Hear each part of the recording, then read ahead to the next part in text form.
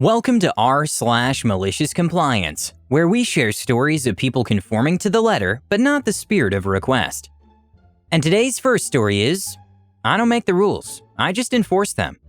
This story happened about a year ago. It requires a lot of context, so I'm sorry about the length, but it's unavoidable. I'm also pretty sure this is going to be slightly controversial. So I work in college dorms, in a sort of generic first response role.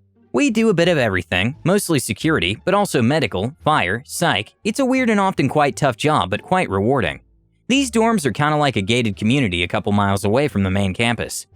At the top of this village, there's a hub where all the staff are based. It also serves as a venue for events and has some facilities for the students, catering, gym, etc., as well as a few meeting facilities in the staff area, which any department in the college can book out if they so wish. Between the staff parking spots and the back doors, there are also disabled parking spaces. Now, one day I was coming in for my 10-hour night shift, and to my dismay, I found that all the staff parking spots were occupied, which basically never happens. But I knew that the HR department had a big thing there that afternoon, in the meeting facilities I mentioned, so I figured out what was going on. And though it's not technically against the parking policy, they are college staff after all. Usually staff who don't actually work in the building are expected to park in the visitor parking bays, not the staff parking. So I had a problem. It was 10 minutes till the start of my shift. I'm not allowed to use the student car parks. What about the visitor parking? Well, that gets locked up overnight, until after my shift ends. If I park there, then in the morning I'd have to go unlock the visitor parking, bring the key back, leave, and one of my day shift colleagues would have to go lock it back up.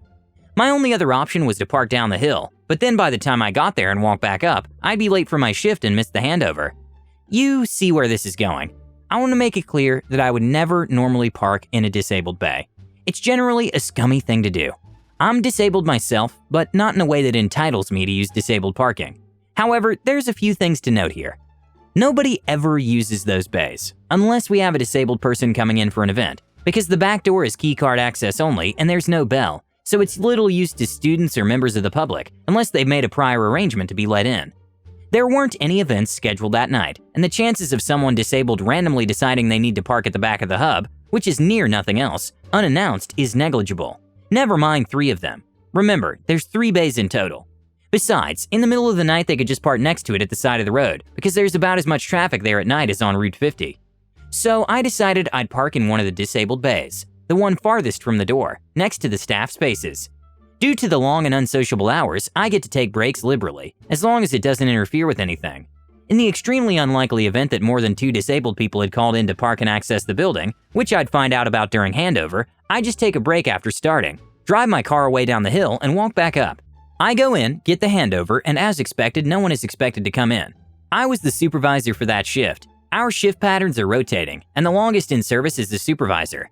So I set up my colleagues for the shift, log on, set up the cameras the way I want them, read my emails, turn on my radio, yada yada. After a while I get one of the guys, Phil, to cover the cameras, so I can go tell a resident he's getting disciplined for vandalism. I then have one of those golden sitcom moments where I open the office door, right before someone was about to knock on it. I recognize her immediately. She's the Dean of Facilities. We'll call her Karen.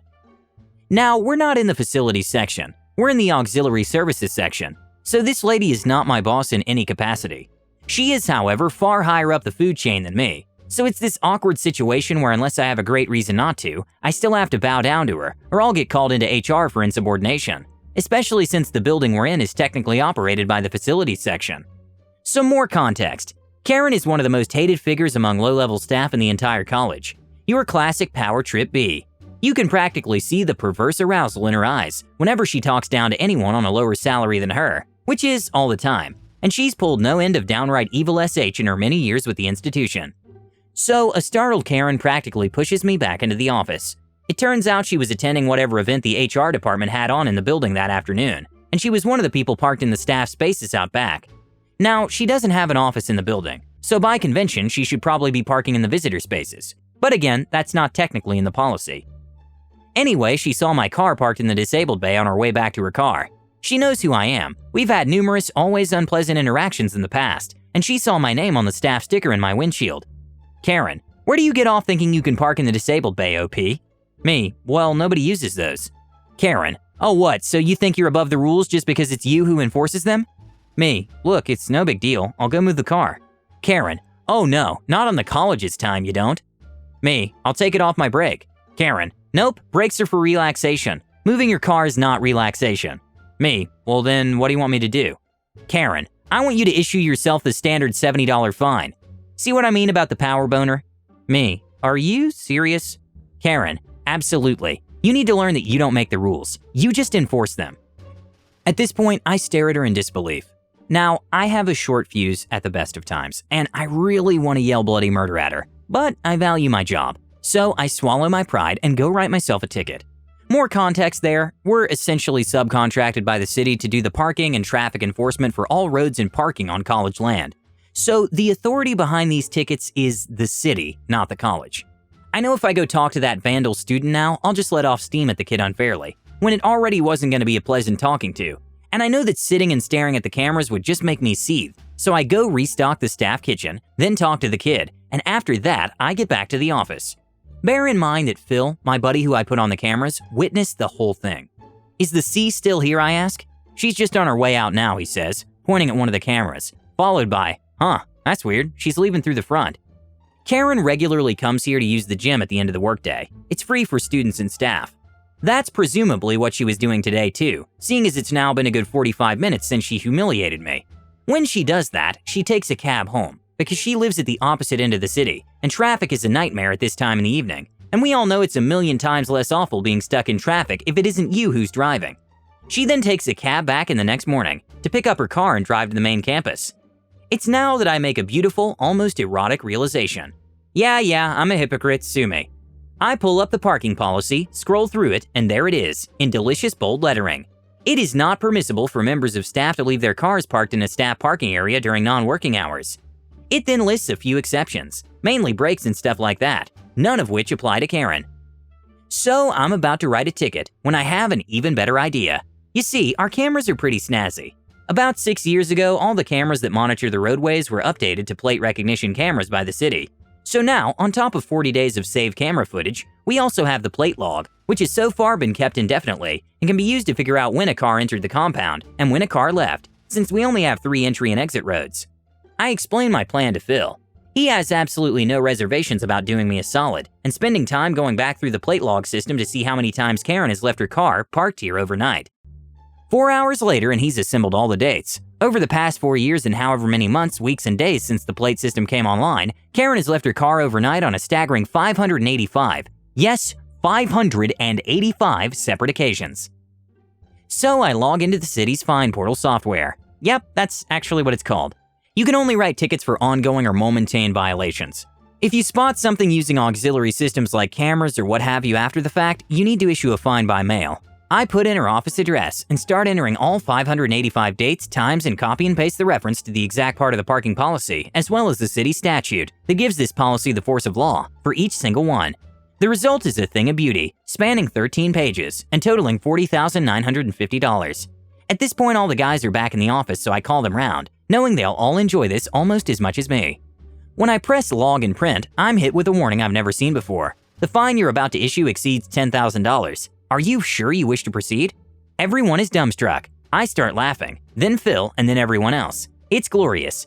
I print it, stuff it in a windowed prepaid city envelope, and put it in the external mail. The city doesn't allow us to use the internal mail, nor hand deliver fines. I guess it's for paper trail reasons. The cherry on top is, I then get to also issue a ticket and put it under her windshield, because of course she's also there that night. Of course, the next time I come into work after she receives this, she's waiting for me in the office. Karen, what the heck, OP? Do you really think this is gonna fly? Me, with puppy dog eyes. What do you mean? Karen, the ticket, the effing fines. Do you really think this'll fly? Me, rules are rules, Karen. Karen, you know as well as I do that's never actually been done here. Me, well, Karen, I don't make the rules. I just enforce them. Exit Karen, stage right.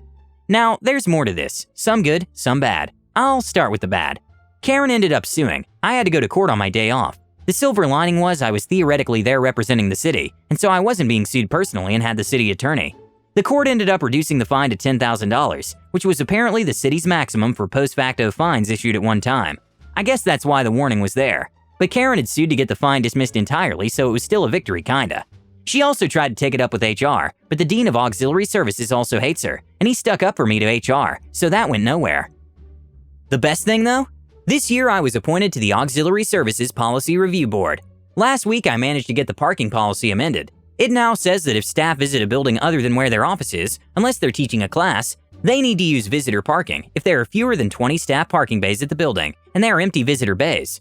So starting in June, Karen won't be allowed to park in the staff spots at all. And of course, all of us will be vigilantly enforcing that. The second story is, must find the reservation? Okay. Last week, me and my friend went out to eat for the first time in 3+ months. There was a short line before being seated, just one other couple before us. The man insisted that he had a reservation, but the waitress couldn't find his name in her tablet, and immediately he got loud and angry. The waitress suggested that maybe the man had called the wrong number, because there's another restaurant 50 kilometers from here, with the same name, and sometimes people mix up the two of them when doing a Google search. She was very polite and calm about it, but the man got even angrier and accused her of trying to shift the blame, said she couldn't do her job, blah blah. The waitress tried to say that they still had some open tables, and if he could wait a moment she would go and check, but the man kept speaking loudly over her and saying that she must find his reservation. So eventually the waitress called the owner, and the owner took the man and his companion to one side so they wouldn't block the line, while she tried to figure out what was going on. Now, me and my friend didn't have a reservation either, because I'm a total scatterbrain and I forgot to call ahead. I told the waitress as much and asked if there was any chance they'd be able to fit us in. She told me not to worry, there were still tables available, and we were seated within a minute. Our table was not near the entrance, so we didn't see what happened next, but the same waitress brought us our coffees at the end of dinner, so we asked her if everything was okay. Me and my friend had been talking about it, and we were appalled at the man's behavior. The waitress told us not to worry, that the owner had let him stew for a bit, and then she'd called the other restaurant with the same name. The manager of that other restaurant had confirmed they had a reservation under his name. The man was very annoyed at being proved wrong, and asked to be seated since they had been waiting a long time. The owner said that unfortunately, all tables were full. Man, but earlier you had empty tables, I saw it. Owner: yes, but you told the staff you didn't want to be seated. You wanted us to find your reservation. We have found your reservation. It's for a restaurant in another city. In the meantime, other people have come in and all the tables are full. We have no seats left.